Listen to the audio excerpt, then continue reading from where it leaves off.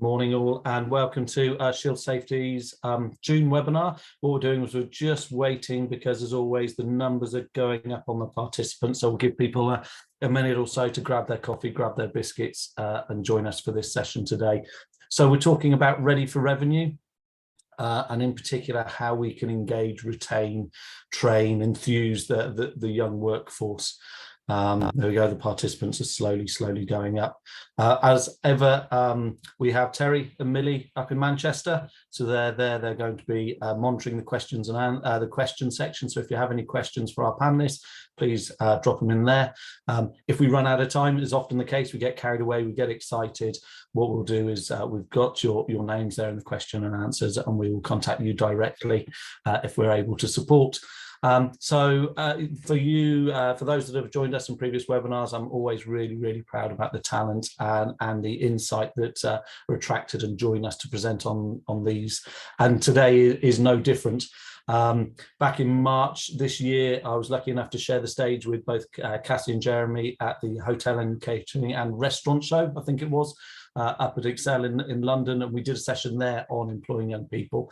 And when we thought about running this session today, I thought who better to have join us than Jeremy and Cassie, because they bring much insight and enthusiasm and energy into the subject. So to embarrass them, well, no, let's do a little bit. I won't embarrass them yet.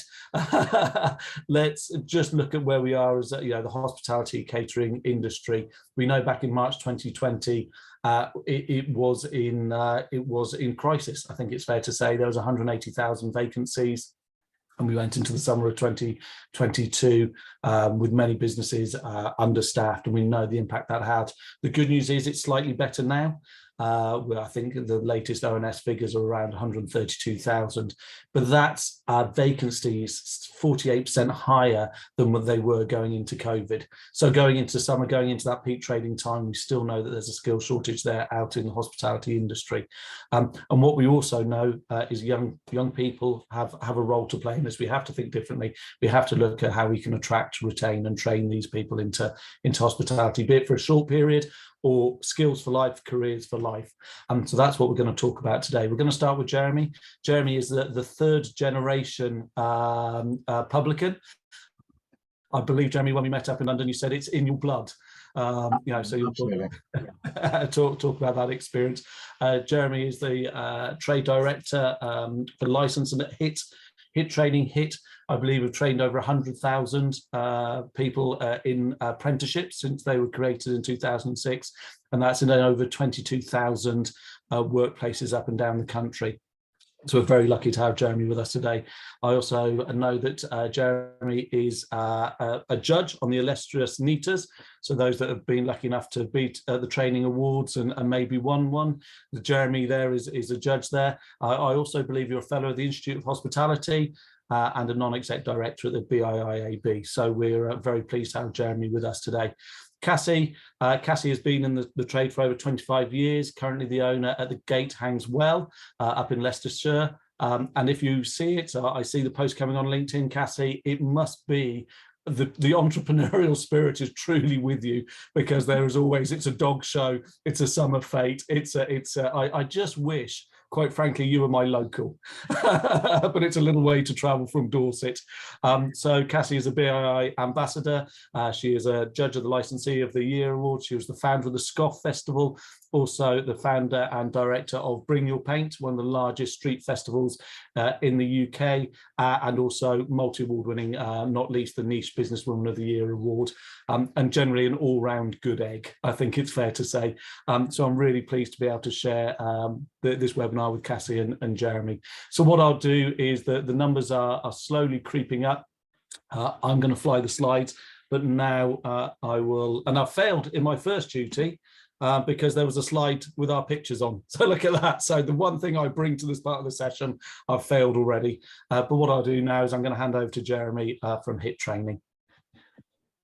Thank you, Rob. Good morning, all. It's an absolute honour and a pleasure to be with you guys today, and just to sort of talk a little bit about the subject that's close to all our hearts, and that's around the recruitment, attracting, upskill, and retaining our staff, and particularly today to talk about our sort of younger staff and our younger colleagues? How do we engage them into hospitality in general, and how do we get them to sort of work with our businesses in particular? There's a number of challenges that I think we're all aware of that face our industry, our sector, notwithstanding the image that hospitality has, and the perception of working within the sector still remains a challenge for all of us. I know there's some fantastic organisations and strategies out there, Hospitality Rising being the one that sort of jumps to mind, that are out there and promoting the industry and the benefits of the industry to those people that influence the individual's choice to sort of step into hospitality first. So how do we influence the influencers? Those influencers, particularly around that Gen Z 1824, 1834 market, the influencers are our parents, our peers, our friends, our school advisors, career advisors. So that to us at HIIT Training is one of our sort of key objectives, is to sort of change and to assist in changing the perception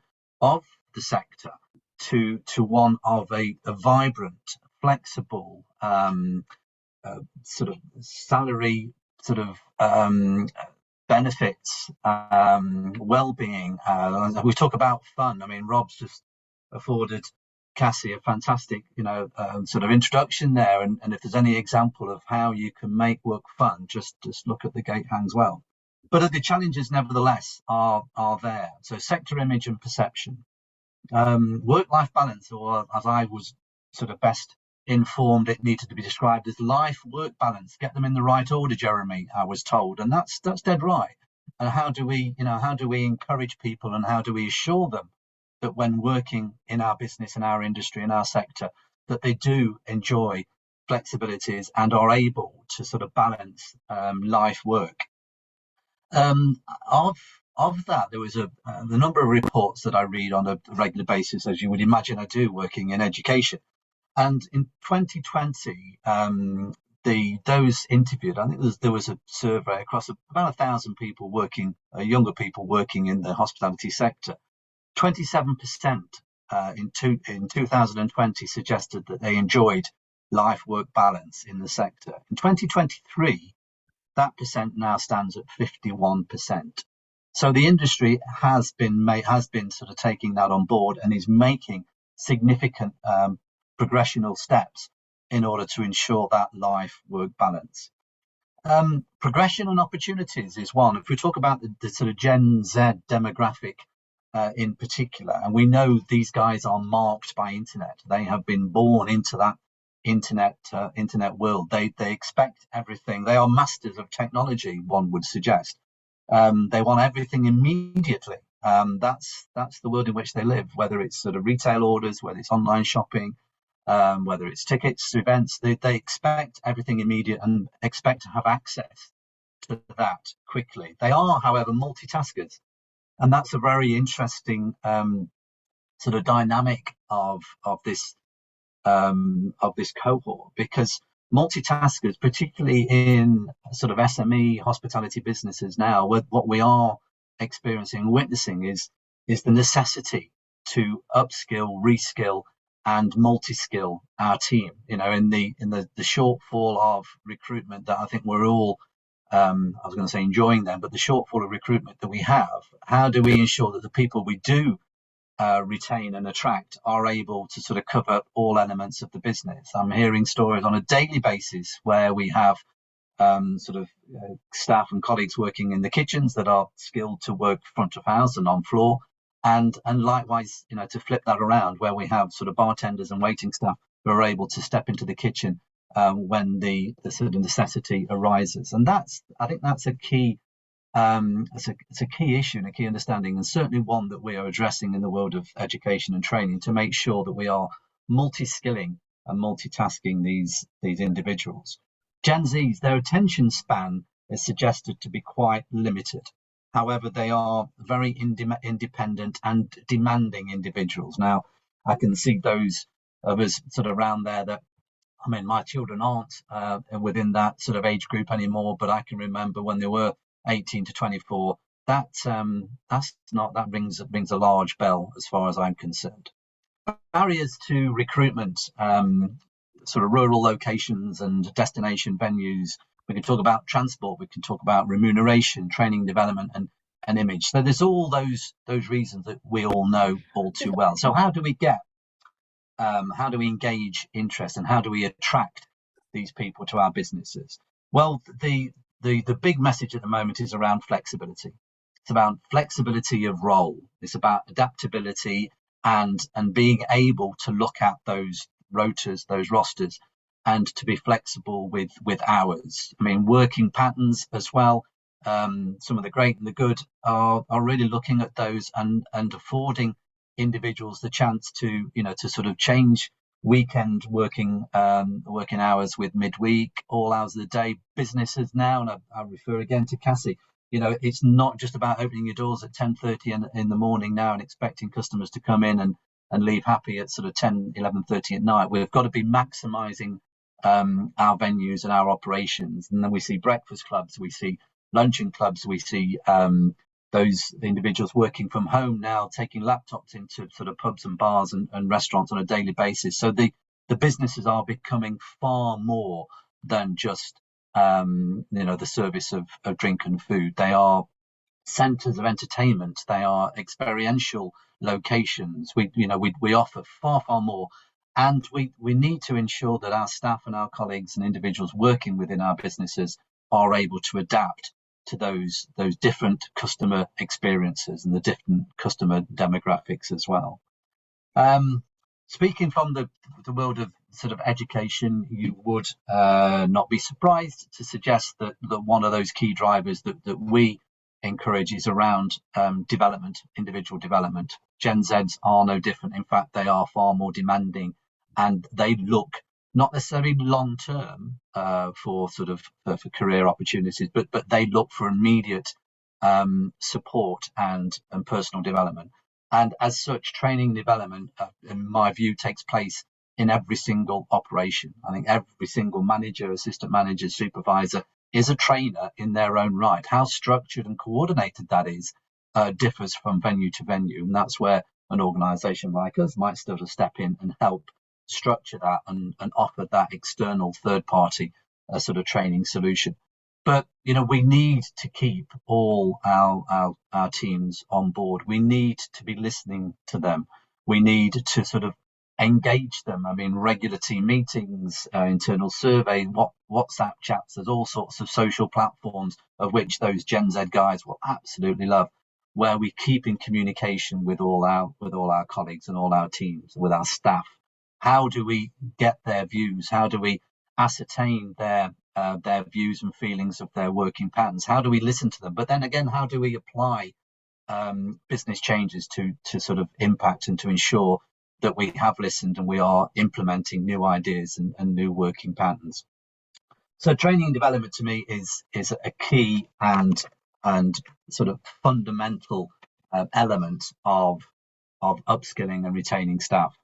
The sort of more statistics out there from a recent salary survey report, 1 in 5 individuals consider working in hospitality. 1 in 5, is that good? Not necessarily. Can you consider the size of hospitality as a sector? That's quite low. However, 28% of 18 to 34-year-olds see a sort of step into hospitality as a good option, not necessarily a career. And that's something we need to be mindful of. We're not going to recruit lifers and long-termers every time we have a conversation. We need to engage them. Let's get them into the industry, get them into our business, and then nurture and develop them from within. My experience would certainly suggest that, once working in hospitality, and particularly licensed trade, which was my background, once you're in that environment, then it's with you for life. And whether you sort of follow education like I did, or into marketing or logistics, you're still aligned to that wonderful industry that is hospitality.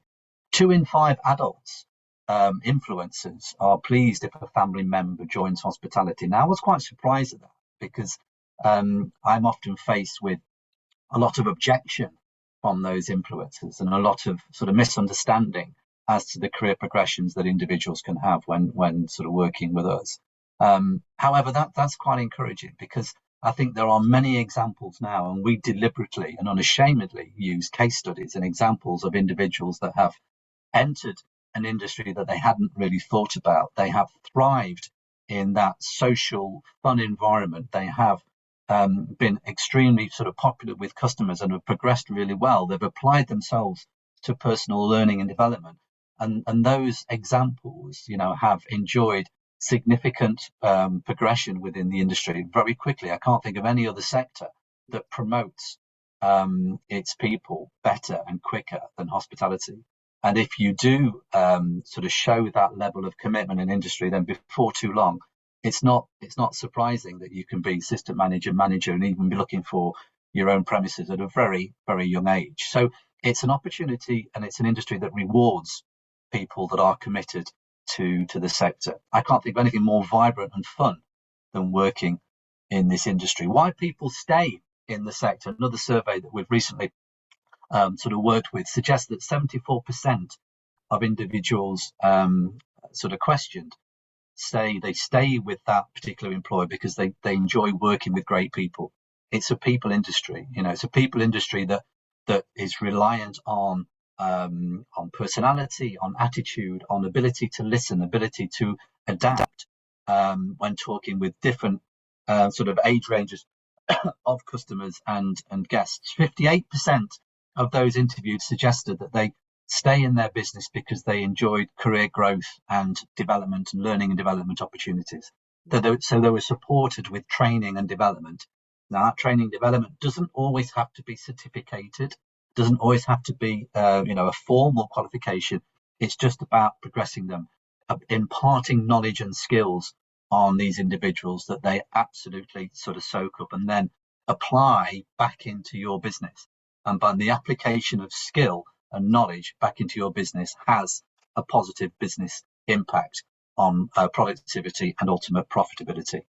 57% suggested they stay at the same place because they're supported by their manager. Their manager listens to them. Their manager takes time to talk to them. Their manager is interested as to what they do in their own time and how they apply that skill and passion into the organisation. But only 51% said it was exciting work. I think that was quite low because there's many operations and organisations with whom we work, and most of them are quite exciting. The nature of the service, the nature of the products in which we sell, suggests it's got to be exciting.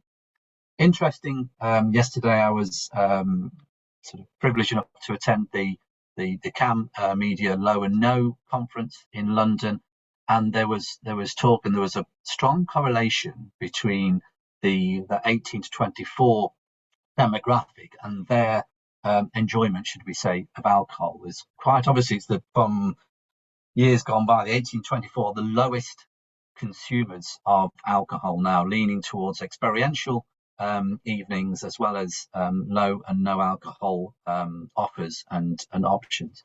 And there was a good question, a good debate around, is that influencing their view of employment within a sector that historically and primarily sort of sells and retails alcohol and alcohol beverages. So that was an interesting debate that no one ever didn't get to the bottom of that. But nevertheless, I think when recruiting, when looking to sort of bring people on, let's ensure that we do sort of introduce them to the broader the sort of broader experiences and opportunities and services that this industry works so well to progress. Partners that we're working with that I would suggest anyone speaks to if you're not doing already, particularly Springboard, the sort of hospitality charity that works very well with new entrants, provides sort of employability opportunities for people coming into the sector. We should be talking to them. We should all be ambassadors of Springboard, as I proudly am. The Job Centre Plus, speak to Job Centre Plus, what young people are in there who are registered down, are looking, because it's not always hospitality they'll put down as their preferred first choice. It might be retail, it might be logistics, but get to speak to them, get in there, become well known to those job centre advisors, because our offer is far more broader than the perception of the perception to the general public.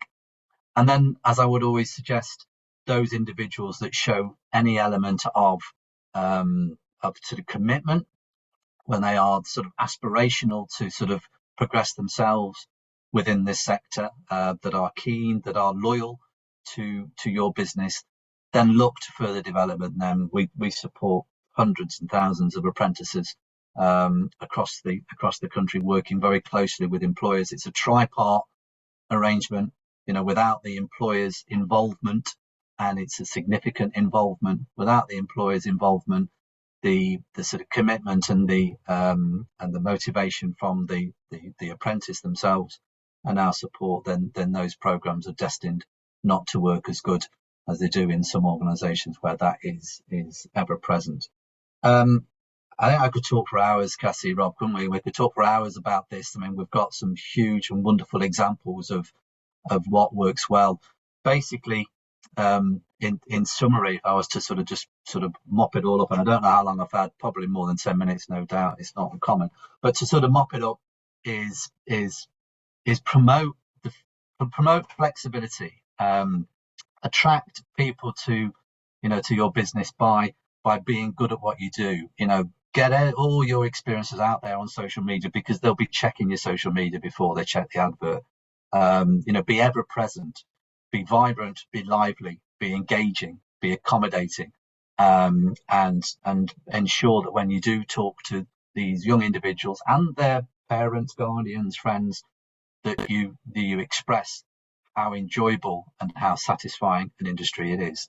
And then from that, let reward be that satisfaction, and notwithstanding a sort of sensible remuneration package alongside it, but also enlighten them as to the educational opportunities, whether formal, structured, or not, the educational opportunities and the self-development that they will enjoy when working within the sector. If it's part-time start for full-time opportunity, however you manage it, then that's the key message from my point of view.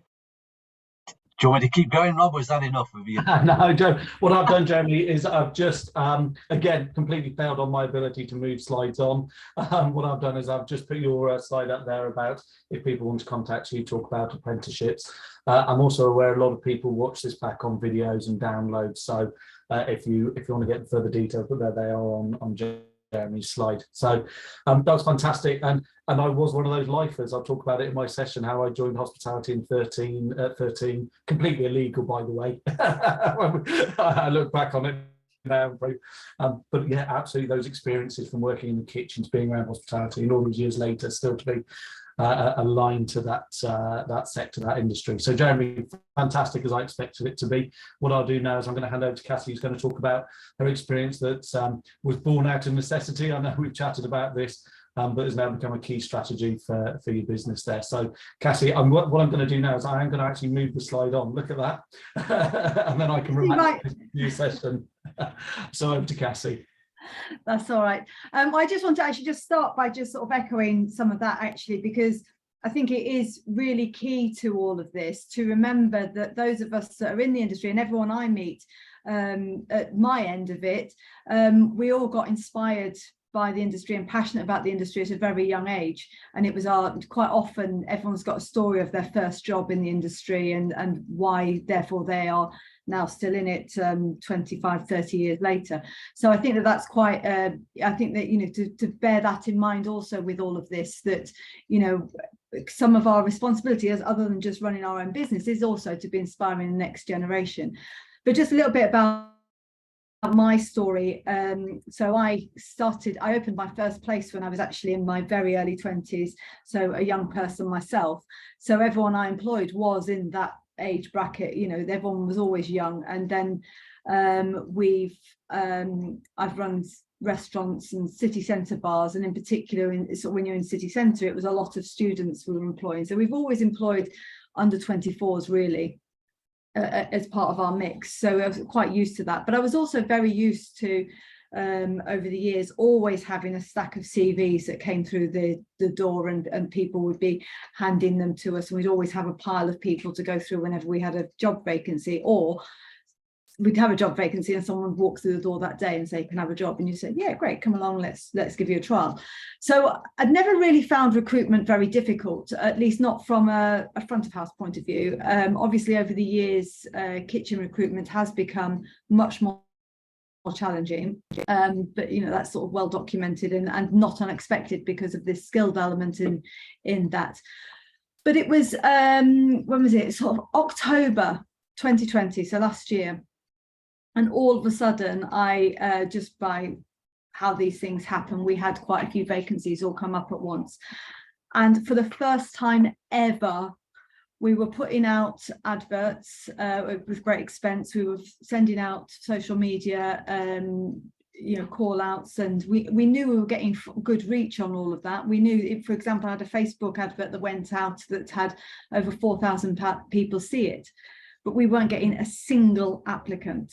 And, you know, in the middle of a, you know, country pub and going, how are we going to do this? How can I manage this pub? I've got staff leaving. I've got no one, not a single applicant coming through the door. The only thing that was happening though was we were still getting a steady stream of basically the under 18s coming. Have you got any pot washing jobs? Have you got any waiting jobs? And up until this point I'd completely said, no way, I'm not having under 18s. I don't want the responsibility. It all sounds very messy, all very difficult. No, not going to do it, not happening. But I had listened to Rob speak before, and suddenly he'd made it very obvious, as you will hear him later, that actually it isn't necessarily as scary as you think it is. And so I did do a little bit of research and I looked at it, and I realized that actually this was possible. And so tentatively, and actually absolutely out of necessity, because we had nobody to serve our customers, we started taking in 16-year-olds, 17-year-olds, and some 18-year-olds. And so by Christmas last year, so Christmas 2022, the average age of my staff, including my chefs and everybody in the whole business, was 19. So we had this big team of staff getting us through Christmas, but they were all extremely young, and it was entirely out of necessity. But there was a whole heap of huge advantages that came along straight away that I had never even considered, and most of that was their absolute enthusiasm for the job. They were really enthusiastic. They were really keen. They were wanting to learn. They were wanting to know everything. They were really keen to please us as employers, but also please our customers. They were really good at following instructions. They were polite. They were kind. They were easy to motivate, which was massively like, oh my goodness, you know, all I need to do is communicate with these people and they just really want to do the job.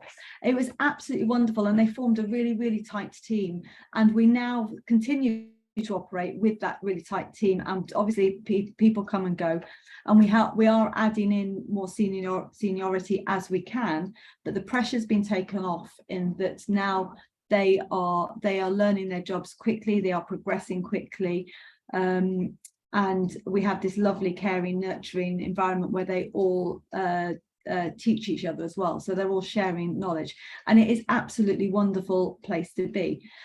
I am not pretending there are not some issues with this, because actually not only am I now also I'm just an employer, there's also a parenting role that needs to be done when you're talking about very young people, because actually they're in a transition from being a child to being an adult, and up until now their only adult figures in their lives have either been parents or teachers. And so there are the odd occasion when you're talking to members of staff and they exit, and it is accidental, it is, they roll their eyes at me and I have to turn around and go, no, I am not your mum. I am your boss, and this is the job you have been told to do, and this is a job you need to do it, and you need to do it in this way.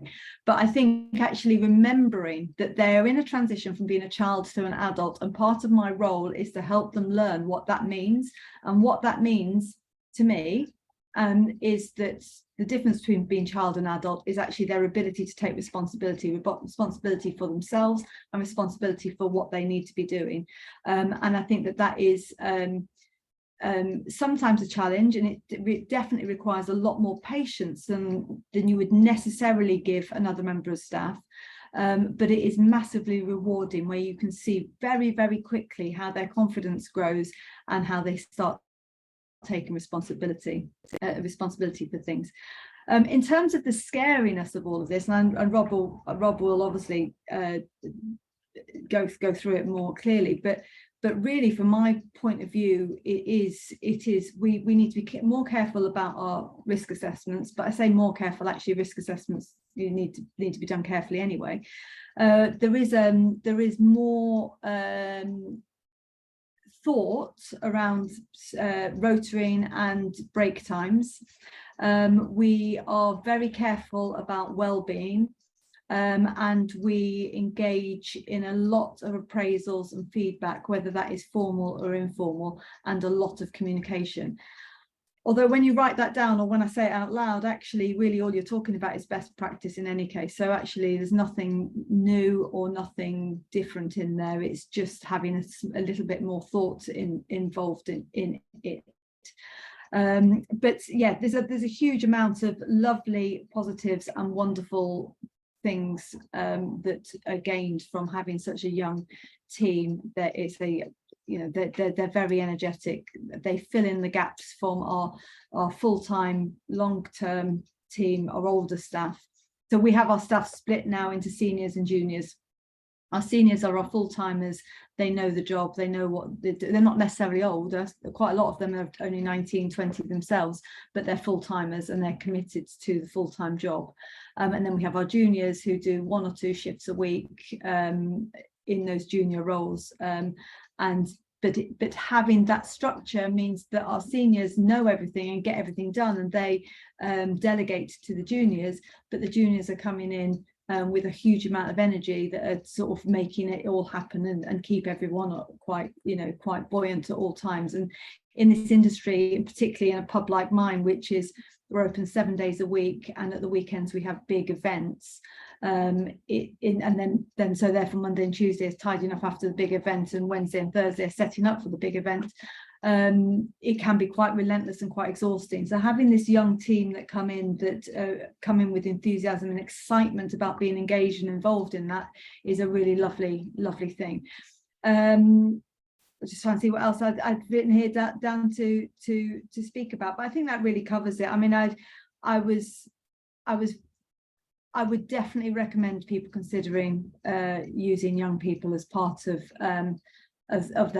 their strategy in terms of staffing, because I think there's huge amounts of benefit for the business itself, but also I think that in terms of the rewards that you get personally from actually watching young people learn and being able to contribute to that. And I don't think, I mean, some of them will never be in this industry, and some of them, you will inspire some of them to be in the industry long term because they will have never thought about it before, and some of them won't, and it won't interest them to ever be. But you know that everything you're teaching them is going to be something valuable for their future. So there's a lot of satisfaction from that, in that not either it is just that helping them develop from being child to adult, or it is the classic hospitality skills of multitasking, problem solving, customer service, being part of a team, organisation, all of those kind of things.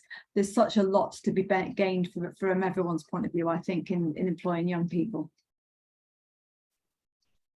Cassie, that was fantastic. Thank you. Thank you so much. There's so many points I've been making notes to make sure that I support and cover them off in my slides. So thank you very much, Cassie. And also we've got Ian Fox. It's not so much a question he's posted, but he said the gate hangs well is brilliant, been there loads of times. So it sounds like you've got one of your regulars on here, but I do know Ian's actually joining us next month for our webinar. I'll talk a little bit more about that later. So Cassie, thank you, and thank you for your story about what you've done at the pub. Inspirational stuff. So what I'm going to do now is I'm going to do a little bit, as you'd expect, as the safety guy. Going to talk a little bit about the benefits, the perceived drawbacks of employing young people. Going to share with you some of the research that we've undertaken at Shield Safety, some of the insight, and then at the end what we've got is a link. So what my slides are not going to be is a really sort of detailed, thou shalt do this, you will do this on a Tuesday and this bit of paper. What we've done is we've created a really useful checklist. We've created a risk assessment template. We've also done, as Cassie alluded to, there is this confusion around the working time directive, and by goodness, it is confusing. So we've produced all of this material, and at the end, there's a link there for you to be able to access it as well. So what I'll do now is just let's talk a little bit, and both Cassie and Jeremy have covered this off, is the young workforce. We have the drawbacks or the perceived drawbacks, and and how true are these, and then the many benefits that we've talked about. So we know, and hopefully the thing that will come through from my short presentation now is, it frustrates me. I'll share one of my frustrations that many people will hide behind health and safety as an excuse not to employ young persons. It's just too complicated. The risk assessments are too onerous. I've got to understand the working time directive.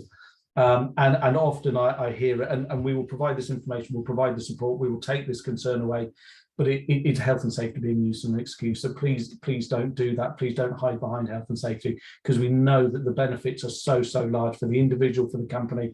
And actually, when you go through it, as Cassie said, this is best practice. You should be doing risk assessments. You must be doing risk assessments. It's not should. You must be doing risk assessments. You must be communicating the findings of these risk assessments to your workforce. So it's what should be happening with all of the workforce.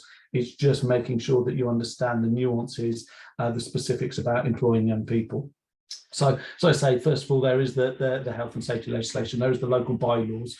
But access the information we're going to give at the end. You can get the information, you can get the support. If you're a client of Shield Safety, then call the helpline. Please don't let the legislation, the bylaws, be a reason for not employing young persons. It goes with the restricted hours. Yes, there are restricted hours. The good news, though, is we look at that definition of a young person. We look at it's when they, the third week of June of the GCSEs, you've got up and down the country young people coming into that age now where their hours can be extended. They can work more over the summer. That is this week. So that when they become a 16-year-old, they go into that bracket where they can work more hours. They can work more at the weekend, and that's happening now because it's the end of June. Yes, there is this perception, well, it's extra training required. But again, you should be training, engaging, investing in your team, and with the support of Jeremy, you've got that structure there. I'd be really interested, Jeremy. I'm not sure we'll have time today, but what is the differences with Gen Z? I'm sure you've got some insight there at HIIT about how do you engage, how do they take knowledge on board. If it's anything like my son, it will be with the PS5 on, his phone here, the music on, That's my impression. I'm like, please just concentrate on one thing, but that's alien to him, and I'm imposing my learning preferences on someone who it's quite normal to have all of this stimulus going on around. So be interested to see if that's fact or it's just my experience of my son. They need to learn workplace norms, okay? But we see that as a drawback. I find that energizing. I find that invigorating. What you have is this opportunity, as Cassie talked about, is supporting a young person to understand what a good workplace can be like, what a good work experience, what a good boss looks like. You also means that they're not coming bridled, inhibited by previous work experience, that they're bringing culture of previous workplaces, and you have this ability to take someone who can be influenced, who is enthusiastic, and draw them into your culture, what good working practices, good working relationships are like. So many will see it as a drawback. I see it as an opportunity to bring people into the business that are willing to learn and willing to adopt the positive culture in your organisation. And then this all leads to this fear and misunderstanding, and I hear it over and over again. So I'll say it again, please don't let safety, please don't let the legislation, please don't let that fear and misunderstanding prevent you from employing young persons. I hope that we're able to maybe inform today, but also enthuse. And Cassie, it was lovely to say that when we met back in October, some of those words I said at that presentation made you think, actually, we can do this. So I hope the same for people on the call today. So the benefits, we've already heard that they're huge. We talked about this talent pipeline, and it was interesting. We talked about lifers, wasn't it? People that will be in hospitality all their life. It may be that you've got them for a summer and a Christmas, but what you're doing is you're bringing talent into the business. You're bringing talent that may choose to develop through with you. Support at peak times. Cassie said that fresh pair of hands coming in on a Friday as you are weary from the Monday, Tuesday, Wednesday, Thursday. We're going into the summer. We know that these young people can work more, so they bring a support at peak times. And if nothing else, it's invigorating to have energy and enthusiasm joining you just as you're going, oh, okay, here we go again. But it brings that jolt of energy in and brings insight into the market. You know, it's you were talking about the CAMS, low and no, the use of social media. Quite honestly, if I think my understanding of social media is so out of date, I have to look at my kids and the younger team members that we have at Shield Safety. They bring that insight, they bring that knowledge with them. And then for the young person, this is an amazing opportunity to role model, to bring in different skills. Cassie, you touched on it. You know, their field of reference may have been their parents, just their parents, and may have been their teachers. They may come from an environment that actually is not good adult role modeling. You know, and I know that's hard to admit, but maybe their experiences growing up as not being the very best. You have the opportunity as leaders, as managers, as supervisors to help influence and guide that young person. And maybe if they haven't got that guidance elsewhere in their life, there is that opportunity. And I've seen many times through work, through scouting, that influence that you can have on that young person's direction and future and skills for life. They build social skills. You know, there's nothing more terrifying than being told to go and wait on a table for the first time if you're 16 and you don't like talking to people. I talk from experience, but you'll see young people come out of their shells, and I see it over and over a time that someone who is terrified, you see them at the end of the summer, and they can slay dragons, they can take on the world because you've built this confidence with them. They bring the work skills, they bring the knowledge of the workplace. And here's an interesting one, and Jeremy, I think it'll probably support some of your findings, is they're more likely to succeed in further education. You know, there's an absolute correlation of young people that are in the workplace succeed further in further education. And that may be that actually what you have is young people that are more go-getting, seeking challenges, going out and getting jobs, and that carries on in their view of education. Or actually what it does, it gives them a structure of learning, it gives them an energy, it gives them insight to the working world. We don't know, but there is an absolute correlation between young people working and then progression in further education. And if nothing else, they become financially active. You remember, these could be people that are your customers. We have that multiplier effect. It is bringing cash into the economy. And, you know, as well as earning cash, it means they're out there spending it. So I hope, you know, in that slide, what I've done is brought together Cassie's thoughts, Jeremy's thoughts, and saying, yes, there are perceived drawbacks. These can be easily overcome with the right information, the right guidance, and then the benefits are massive, both for the individual, the employee, and also for the business, the employer.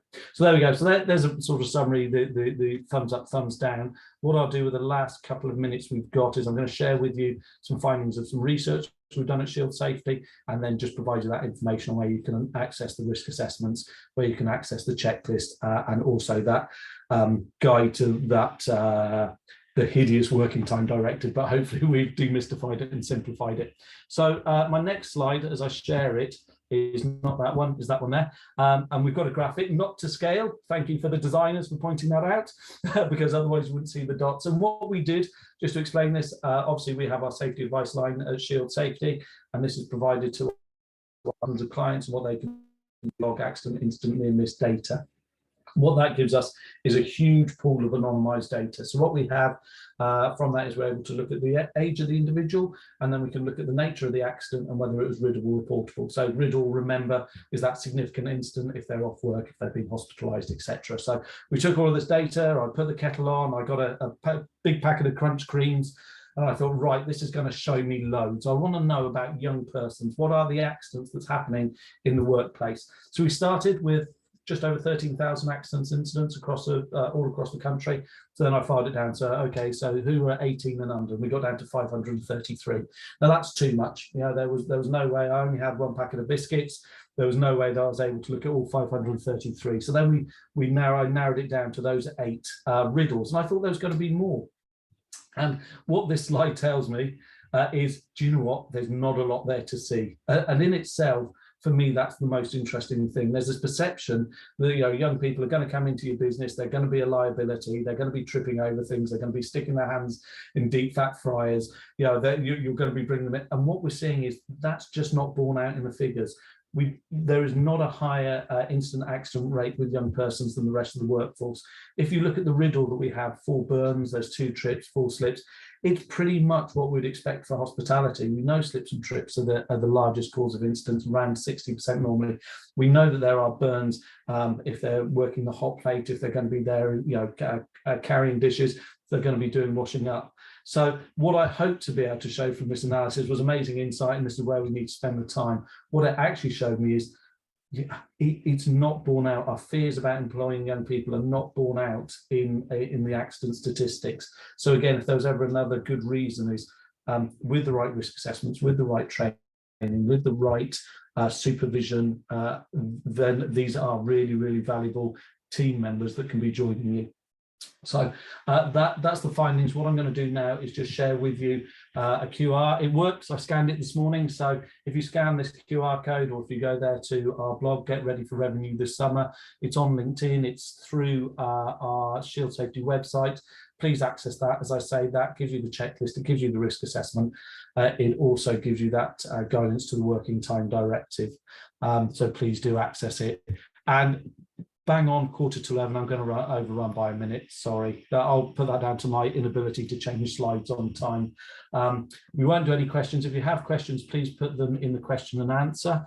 What I'd like to do is a unashamed plug for our next session, which is on July the 27th. This is on Martin's Law, the Protect Duty.